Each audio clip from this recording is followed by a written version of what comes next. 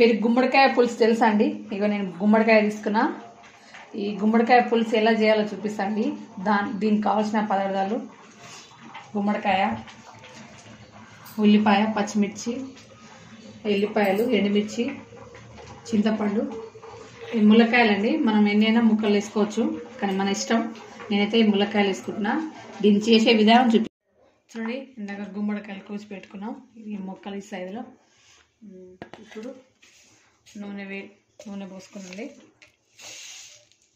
ఆవాలు, జీలకర్ర, కొంచెం మెంతులు వేసుకున్నాం, కొంచెం ఎండుమిర్చి,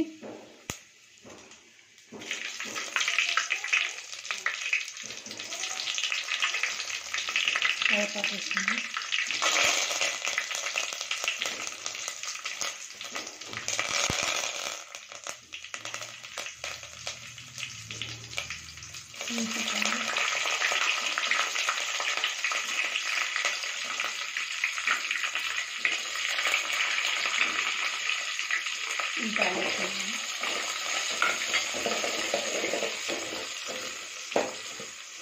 ఉల్లిపాయలు ఫ్రై అంతసేపు మనం ఇందాక ఎల్లిపాయలు తీసుకున్నాం కదా, ఇంకా కచ్చాపక్కా కలుపుకున్నాం.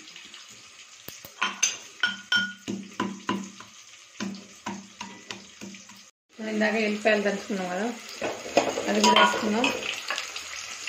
ఇలా ములక్కాయలు ఇష్టం అండి, వేసుకుంటే వేసుకోవచ్చు, లేకపోతే లేదు. వేయాలని ఏం లేదు, ఇట్లా కూడా వేసుకోవచ్చు. కాకపోతే అన్ని ముక్కలతో పాటు తినడానికి వేస్తాం అంతే. మీరు నాకు తిని ఉంటే కామెంట్ చేయండి, చాలా బాగుంటుంది.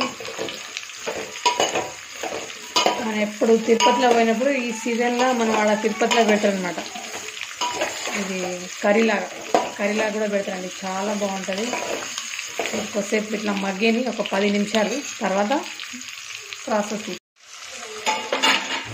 చూడండి. ఎంత చిన్న మగ్గిపోయినాయి అనమాట. ఇలా పసుపు, తగ్గినంత సాల్ట్, తగ్గితే వేసుకోవచ్చు కానీ ఎక్కువ తీయలేము కదా. ఒకసారి మంచిగా మగ్గినాక కారం వేస్తాం.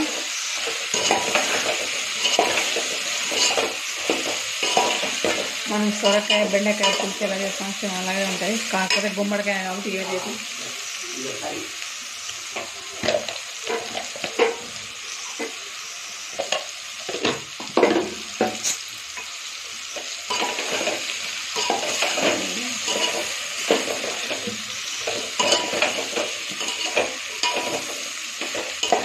ఇప్పుడు పులుసు పోసుకున్నాం.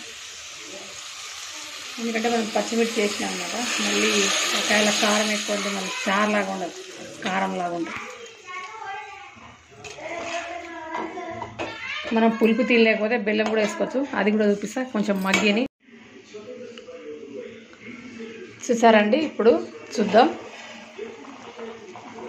మసిలిపోయిన ఎంత అయింది చూడండి, సగం అయింది. మనకు ఒకవేళ తక్కువ అంటే పులుసు మనం కొంచెం వేడి నీళ్ళు పెట్టుకొని ఇంట్లో పోసుకోవచ్చు. ఇప్పుడైతే కొంచెం పులుపు తినేటోళ్ళకి బెల్లం వేస్తున్నా. ఇది కొబ్బరి పొడి, పచ్చి కొబ్బరి. ఇది ఒకసారి వేసి ఇంతే అండి. మనం ముక్క ఇట్లా మధ్యమ ఇట్లా వేసుకోవాలన్నమాట. ఉడికిందో లేదని ఇట్లా గంటెతోని ఇట్లా ఒత్తుకుంటే మెత్తగా అయితే ఉడికినట్టు అయిపోయింది. ఇది బంద్ చేసేద్దాం. సబ్స్క్రైబ్ చేయండి.